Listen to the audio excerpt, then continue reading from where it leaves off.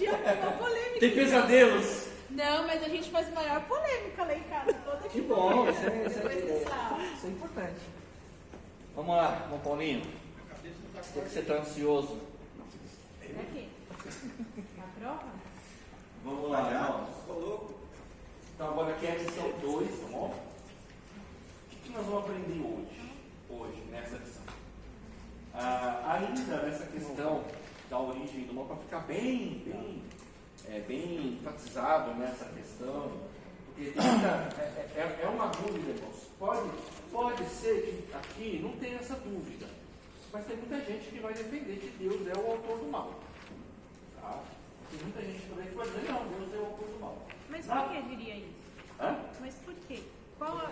Porque ele é o criador de tudo? Isso, eu vou mostrar aqui agora. Na página 13 está essa questão aí, tá? Esse assunto aí sobre essa questão do mal, porque essa questão do mal, ela atormenta o ser humano. É normal, tá?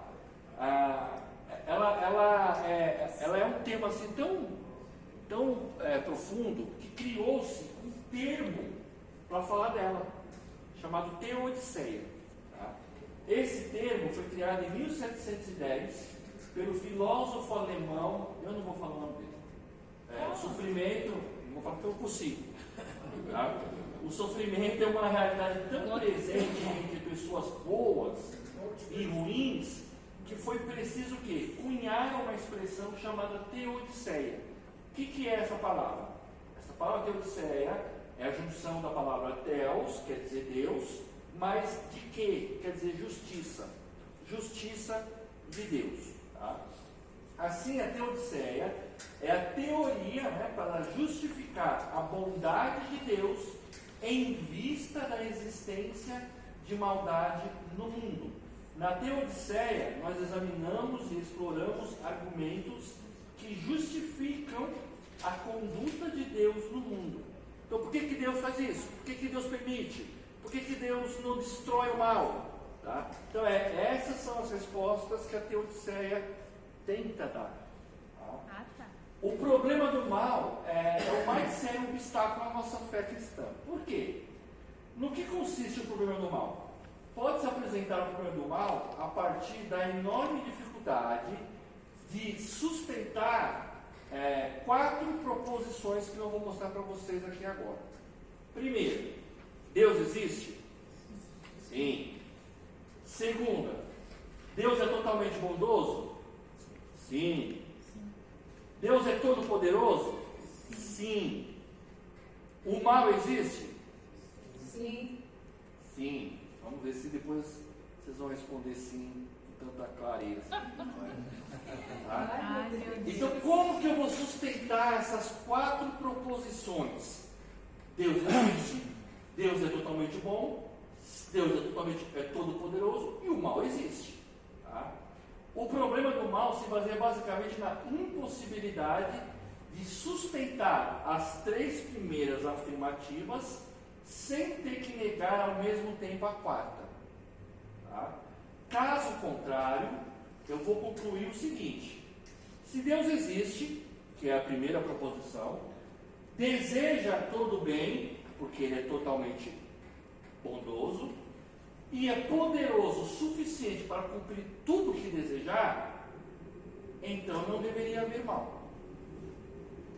Certo? Se eu sustento essas 3 proposições, o mal não deveria existir. Segundo, se Deus existe e deseja apenas o bem, as 2 primeiras, mas o mal existe, então Deus não consegue tudo o que deseja. Portanto, Ele não é todo poderoso. Terceiro, se Deus existe e é todo poderoso, e se o mal também existe, então Deus deseja que o mal exista. Portanto, Ele não é totalmente bom. Tá dando nó na minha cabeça. Né? É pegadinha? Não, não é pegadinha não. E a 4ª? A 4ª é, finalmente, se Deus significa um ser que ao mesmo tempo é totalmente bondoso e poderoso, e ainda assim o mal existe, então Deus não existe. É claro que eu espero que eu esteja falando com crentes, né? Que não vão deixar de a sua fé abalar com isso aqui. Vamos lá. Fazendo teologia para chegar. Se o mal. Tá fazendo teologia para melhorar, né, irmão? Tá ficando. Se o mal. Cheguei na conclusão que Deus não existe. Se o mal não é algo separado de Deus e ao mesmo tempo não pode proceder de Deus, então o que é? O problema pode ser exposto da seguinte forma: Deus é o autor de tudo que existe? Sim. Sim. O mal é algo que existe? Sim. Então Deus é o autor do mal? Não. E agora? Todo mal é o coração do homem. Deus é o autor de tudo que existe. Deus é o. Sim. O mal existe? Sim. Vocês falam que sim, né? É a segunda vez que vocês falam que o mal existe, né? Mas Será não que o mal existe. existe? O mal não existe, na verdade, né? Não, O mal não existe. A desobediência existe. Existe escuridão? Sim, noite. Noite. Eu até chorava, hein? Eu até chorava. Não existe escuridão, irmãos. Existe ausência de luz. Se nós apagarmos todas as luzes aqui, vai ficar escuro? Vai, porque nós apagamos as luzes. O mal existe porque O mal não existe. é a falta de O mal não existe. O que existe é a falta do bem. Aí eu consigo responder aquelas, sustentar aquelas proposições. Se você parar para falar, tem uma relação assim, que você vê uma coisa errada e é pior quando você está fazendo do que quando você se cala. Porque é a ausência também, não é? É nesse sentido que eu fiz uma Isso, relação. nesse sentido, Você está fazendo a negação, você está Isso. ali. O Martin Luther King, ele tinha uma frase que era o seguinte, ele falou assim, ó: o meu medo não é as pessoas que estão fazendo o mal, Pensei nele, mas é aquelas que são boas que estão caladas, que deixam de fazer o bem. deixam de fazer o bem. Tá? Então, irmãos, é só a gente olhar. Se Deus é o autor de tudo que existe, e nós cremos que sim, o mal não pode existir. Por quê? Porque vai contra a natureza daquele que criou todas as coisas e que a Bíblia diz. Nós lemos na semana passada, João vai dizer que em Deus não há trevas nenhuma. Não há em Deus nada que você fala assim, olha, talvez lá numa pontinha do ser de Deus ele deseja que exista o mal. Não. Deus é tão bom que ele chega a dizer assim, olha só o que Deus fala. Eu não tenho prazer na morte do ímpio. Deus é bom. Ele pratica a sua justiça? Sim. Ele exerce a sua justiça? Sim. Para isso, pessoas morreram? Sim. Mas não é a maldade, né? Exatamente. Não é porque Deus é mau. É justo. Ele é justo. Tem uma pregação muito boa na internet de um pastor chamado Rodrigo Mocelin. Ele pregando em Êxodo, ele fala numa passagem onde Deus matou 3.000 israelitas. E ele falando sobre essa questão do mal. Ele fala assim, antes de você colocar o dedo em riste e falar de Deus, como você é mau, você matou 3.000 pessoas, você deve agradecer a Deus e dizer que Deus só matou 3.000 pessoas, porque era para ter morrido todo mundo. Então, irmãos, o mal não existe. Existe é a ausência do bem. Agora ficou Por tudo. isso que o mal ele prospera, porque Isaías vai dizer, até para reforçar isso daí, ele vai dizer assim: ai daqueles que falam do mal, que o mal é bem e que o bem é mal, que inverte os valores, que é isso que está acontecendo hoje em dia. Então, irmãos, Deus não é o autor do mal, porque o mal não existe. A Bíblia diz que tudo que Deus fez lá na criação, no final do dia, a Bíblia diz assim: e viu Deus que o que ele havia feito era bom. Era bom. A primeira vez que a Bíblia fala que Deus olhou assim e ele falou assim, não é bom, é quando ele olhou para o homem e viu o homem sozinho. Ele falou assim, ó, não é bom que o homem esteja só. Ele está aí, né? Não, eu tô muito só, velho. Foi a primeira vez, irmãos, que a Bíblia fala assim, ó, Deus viu alguma coisa que não está bom. Mas veja que não tem nenhuma relação com o pecado. Deus olhou para o homem e falou assim, ó, não é legal, não é bom o homem estar só. Todos os animais tinham suas companheiras. Ele falou assim, ó, eu vou fazer uma disjuntora para o homem. Tá? Então essa é a primeira vez, tá? Mas veja que esse mal, que Deus fala assim, ó, não é bom, ou seja, o contrário do bom é o mal. Então Deus quer dizer assim, ó, é ruim que o homem esteja só. É mal o homem estar só. Mas não tem nada a ver com esse mal. Este é o outro princípio e atenção que nós temos que ter na Bíblia. Tá?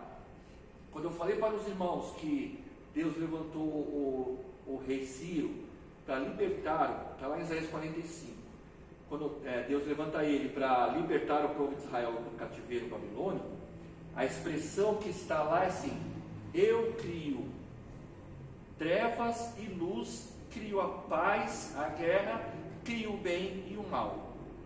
Não é desse mal que nós estamos falando, da ausência do bem. O que Deus está dizendo é o seguinte, só tem um jeito de eu tirar o meu povo daqui. Deus é poderoso, ele fazia do jeito que ele quisesse? Faria. Mas a gente precisa entender a história, precisa entender a didática de Deus. Deus usou o quê? Uma guerra. Trouxe um exército, os medos e os persas, para derrotar a Babilônia, e com isso o rei Ciro assina um decreto para que o povo de Israel pudesse voltar para Jerusalém. Deus usou de uma guerra. Deus não podia dar Jericó para Israel sem morrer ninguém? Podia, ele é poderoso, ele faz o que ele quer. Mas ele fez o quê? Ele falou para Josué, Josué, é para entrar na cidade, não é para perdoar ninguém, é para matar todo mundo.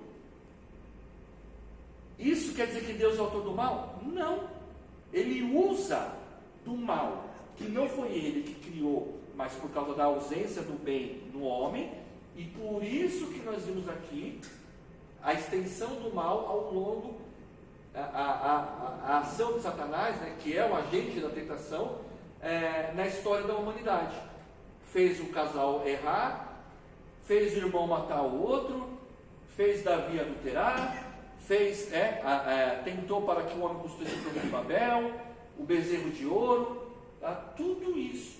Ligado à desobediência. A desobediência. Sim, a desobediência. Tá? Então, irmãos, o mal, ele é o que? A ausência do bem. Tá? Então, rejeitar a primeira, aqui, né, premissa, Deus é o autor de tudo que existe, levaria o que? Indubitavelmente a um dualismo, né? Ou seja, duas forças brigando entre si. Negar a segunda, que o mal é algo que existe, leva a uma forma de panteísmo. E ambas as concepções não são aceitas pelo teísmo clássico. Tá? Por outro lado, negar que Deus não criou todas as coisas é minar a sua soberania, porém afirmar que é o Criador de tudo pode levar à conclusão que Deus é o autor do mal. E é por isso que a gente precisa tomar cuidado, porque senão a gente sai falando que Deus é o autor do mal e peca contra ele em palavras. Tá? Quanto não se faz isso, né? Tá vendo? Deus fez, coloca na conta de coloca Deus. na conta de Deus, né? Fala assim, Deus, foi o Senhor que permitiu, foi o Senhor que... Não, às vezes não. Tá?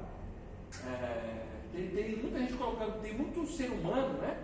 Colocando a culpa em Satanás em tudo. Tudo é Satanás, tudo é Satanás. A pessoa é um rebelde, desobediente, não ora, não lê Bíblia, tudo é Satanás. Tropeça na rua, foi o Satanás que colocou essa pedra aqui na minha frente. Está olhando para o mundo da lua, tropeça na pedra, está andando com o celular aqui, aí vem o cara e rouba, Deus, Satanás levou meu celular. Não, isso aqui vacilou mesmo com o celular. Meu pai é assim, a chave dele sobra, ele falou, diabo. Agora, irmãos, a gente precisa entender o propósito de Deus. Então, a Teodiceia, ela tenta explicar por que Deus permite, então, este mal. Então, qual que é o propósito de Deus acerca do sofrimento? Porque o mal é o sofrimento, né? Primeiro, preventivo. Tá? Então, o primeiro aspecto do propósito de Deus é preventivo. É prevenir. Tá? Quando você olha o texto de Coríntios, né, o que Paulo está dizendo lá? Ele está contando uma história, e ele está falando para o povo de Israel no passado, errou, pecou, desobedeceu, fez um monte de coisa. E ele fala assim, ó, isso foi escrito para exemplo nosso. Então ele está dizendo, ó, lá atrás aconteceu tudo isso, pecaram e erraram. Cuidado, é exemplo para nós. E aí tem aquele famoso versículo, aquele que está em pé, que tome cuidado para que não caia. Não caia como? A partir dos exemplos que ele vai narrar, que ele vai contar lá. Tá? Então o primeiro motivo é preventivo, é prevenir. Segundo, é corretivo, pois tem como resultados possíveis tanto a santidade quanto o fruto pacífico da justiça. Então, Deus às vezes permite que a gente passe por algum tipo de sofrimento, porque Ele quer corrigir nós. Ele é Pai, a Bíblia diz que Ele corrige a quem Ele ama. Eu sempre digo, irmãos, é claro que eu não estou pedindo para Deus permitir que venha mal sobre mim, mas enquanto Deus estiver me corrigindo, eu estou feliz, porque a Bíblia diz que Ele corrige a quem Ele ama. Eu vou ficar triste se um dia Deus não me corrigir, porque a Bíblia diz que quem não é filho é bastardo. Aí eu vou ficar preocupado, mas enquanto Deus estiver me corrigindo dos meus erros, das minhas falhas, eu estou feliz, porque eu sei que Ele me ama. Agora quando Ele abrir mão, terceiro, educativo.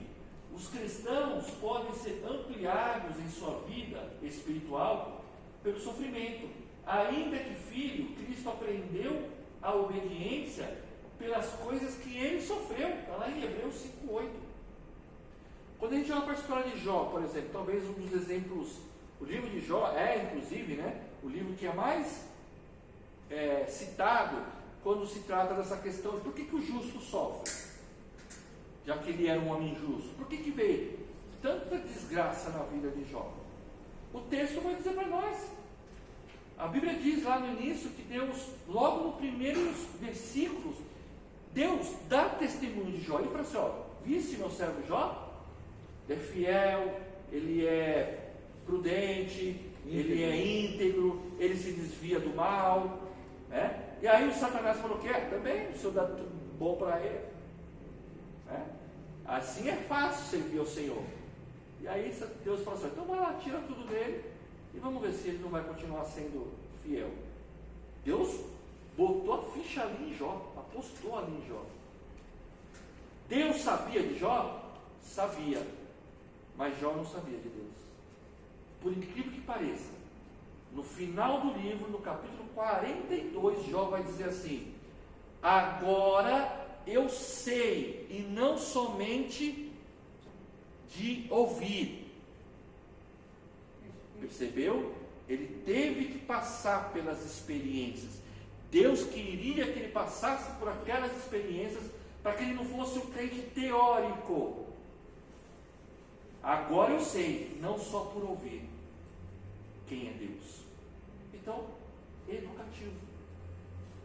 Porque nós somos falhos, Jeremias vai dizer lá no capítulo 17, versículo 9: enganoso é o coração do homem mais do que todas as coisas, quem o conhecerá? Deus. Então, Deus faz isso, Ele permite. Para quê? Para que a gente cresça diante dEle, para que a gente tenha certeza de quem nós estamos servindo. Tá? Contudo, a Bíblia ela vai avançar em alguns outros propósitos. Por exemplo, para pôr à prova o caráter, como o próprio Jó, como em Romanos capítulo 5, que vai dizer que a prova vem para que produza perseverança, a perseverança produz esperança. Então é para pôr à prova, para ver mesmo. Eu acho muito interessante lá em Juízes, se os irmãos quiserem abrir, lá no livro de Juízes, olha o que Deus faz. Ele é Deus, ele faz o que ele quer, né? Quando você olha para o livro de Juízes, o que é o livro de Juízes? O livro de Juízes é um período de mais ou menos 300 anos, onde o povo de Israel vivia um ciclo vicioso. Eles pecavam, aí Deus levantava um opressor, um povo, esse povo oprimia os israelitas, eles se arrependiam, voltavam para Deus, Deus levantava um juiz, este juiz livrava o povo passava por um período de paz, mas eles de novo caíram. Então ficou 300 anos nesse ciclo vicioso. Tá? Agora, se a gente for lá para os primeiros capítulos de Juízes, olha o que Deus fala para... Qual que era a ordem? Né? Juízes é o livro que vem logo depois de Josué, que é o livro da conquista, né, da terra prometida. Né? Capítulo 1, versículo 19. A ordem de Deus era o seguinte: Josué, você vai distribuir as tribos, aí cada tribo vai pegar uma região, e é para as tribos expulsarem os povos que estavam lá, os povos cananeus que habitavam lá já, tá? Era para expulsar. Capítulo 1, versículo 19. Esteve o Senhor com Judá, porque Judá foi a primeira tribo que foi expulsada, e este despovoou as montanhas, porém não expulsou os moradores do vale, porquanto tinham carros de ferro. Agora presta atenção, está falando de Judá, né? Versículo 21. Porém os filhos de Benjamim não expulsaram os jebuseus. Versículo 27. Manassés não expulsou os habitantes de Bet-Sean. Versículo 29. Efraim não expulsou os cananeus. Versículo 30. Zebulon não expulsou os habitantes de Quitron. Versículo 31. Aser não expulsou os habitantes de Aco. Versículo 33. Naphtali não expulsou os habitantes de Bet-Semes. O que eles fizeram então? Todas essas tribos fizeram o que, irmãos?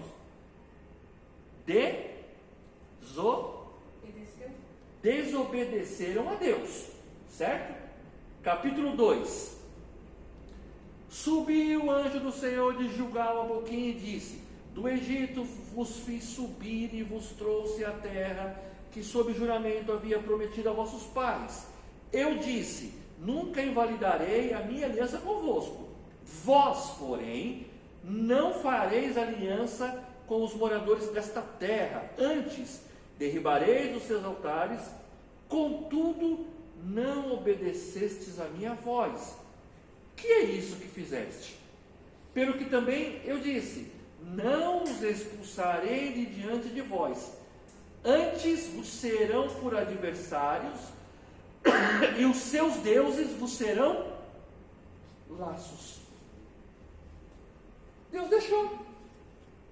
Deus não tinha mandado eles expulsar? Não expulsou? Deus falou assim: ó, vão ficar aqui, vão ficar todos esses povos aqui, para ver o que vocês vão fazer. Provar. Para pôr à prova o caráter. Segundo, para ajudar os outros em situações semelhantes. Então, eu costumo dizer o seguinte: quem é que pode dar conselho, senão aquele que já passou por alguma coisa parecida? Pode não ser igual, mas que já passou por algo parecido. Então Deus às vezes permite que todos nós passamos por prova, porque lá na frente, talvez a gente vai ajudar alguém, com o nosso testemunho, com a experiência que nós passamos, poder ajudar alguém. Então Deus faz isso. Terceiro, para provar o valor da fé. Ou seja, para ver se aquela pessoa é fiel mesmo, o quanto ela é fiel para com Deus, se ela não vai abandonar. Eu gosto muito também da passagem do bezerro de ouro. Moisés está no monte, recebendo lá, 40 dias recebendo a lei de Deus, e o povo ficou impaciente lá embaixo, né? Pensaram que Moisés tinha morrido, né? E aí o que eles fazem? Eles conseguem convencer o Arão a fazer um bezerro de ouro, não é isso?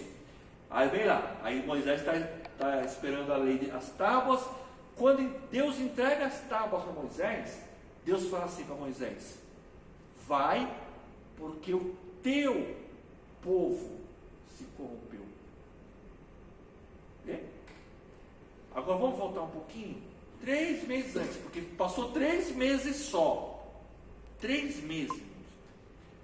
Deus tirou o povo do Egito.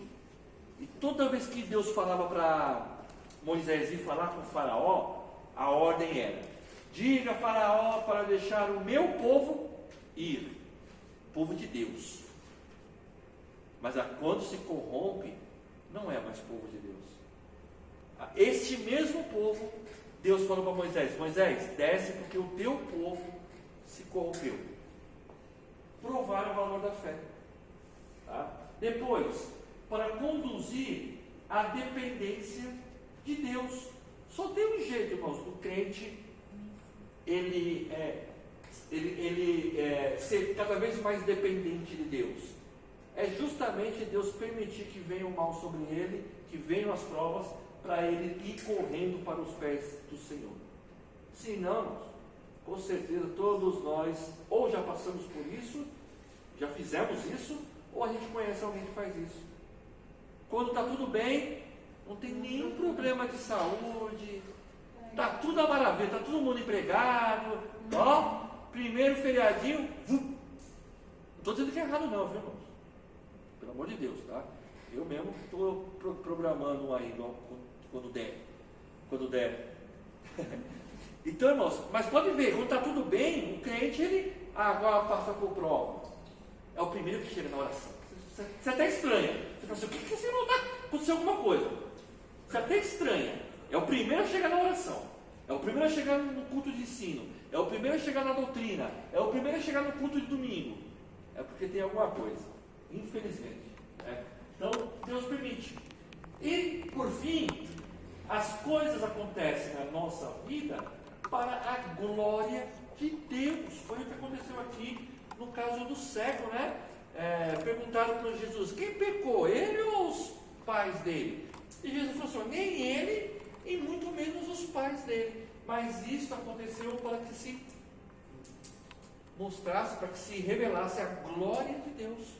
Tá? Então são esses alguns propósitos do mal, tá? na nossa vida.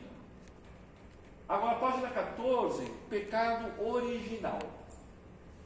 A desobediência não significa simplesmente descumprir uma regra, mas é fugir ao alcance da voz de Deus, afastar-se do relacionamento para o qual os seres humanos foram criados. Tá? Então, desobediência não significa simplesmente descumprir uma regra, mas é o que? É fugir do alcance da voz de Deus. O significado da aprovação no homem. O homem poderia escolher não pecar? Deixa eu melhorar esse foco aqui, que está meio...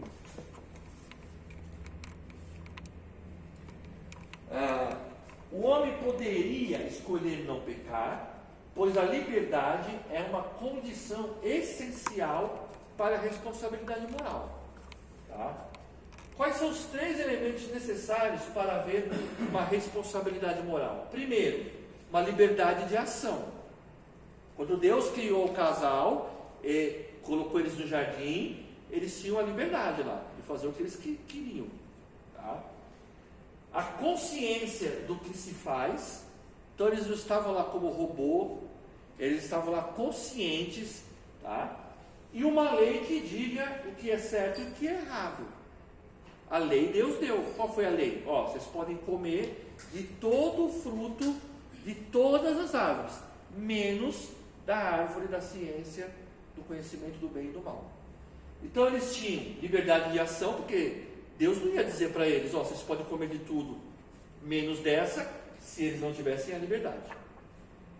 Eles tinham consciência do que eles estavam fazendo, tá? Tanto é que Deus deu essa ordem porque eles eram conscientes. E havia uma lei que dizia o que eles podiam fazer e o que eles não podiam fazer. Tá? Então, o que a Bíblia ensina sobre a origem do pecado? No gênero humano, né? Deus, na sua onisciência, já sabia da entrada do pecado antes da criação. Por quê? Porque a Bíblia diz que Cordeiro de Deus, ele foi preparado antes da fundação do mundo. Deus, na sua onisciência, ele sabia. Ele colocou a ordem lá para o casal, mas Deus sabia que ia acontecer aquilo. Não é que aconteceu uma reunião lá no céu, lá, a Trindade está reunida, e os anjos aparecem e falam: Senhor, o Senhor não sabe o que acabou de acontecer no Éden. Eva comeu o fruto e deu para o Adão. O que nós vamos fazer agora? Não, tá? Nada pega Deus desprevenido.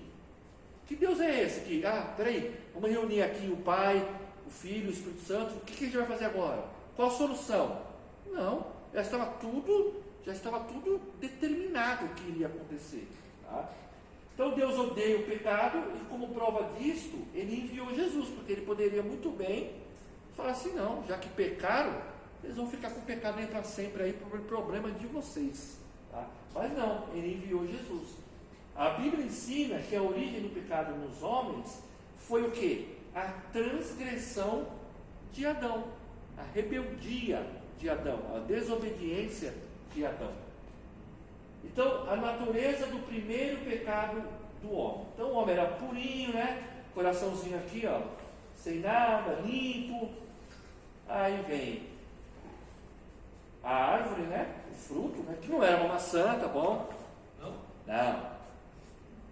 Não era. Que fruto que era? Não sei. Eu nem quero saber, para ser sincero. Mas não era maçã, tá? Aí veio, né, a serpente, né, Satanás usando a serpente, e aí comeu o fruto e contaminou ele. Foi isso que aconteceu. O fruto, é porque o fruto era podre? Não, é porque o ato dele comer o fruto levou para dentro dele o pecado. Isso é o que nós chamamos de pecado original, tá? Por causa deste pecado passou para todos nós. Por isso que Paulo vai dizer: porque todos pecaram e destituídos estão da glória de Deus, por causa deste pecado, tá? Então o primeiro pecado do homem consistiu em haver Adão comido da árvore do conhecimento do bem e do mal. Considera-se que ela é assim chamada pelo fato de que o homem adquiriria o conhecimento prático do bem e do mal. Percebe que não tinha mal? Não tinha. A partir então do pecado, a desobediência,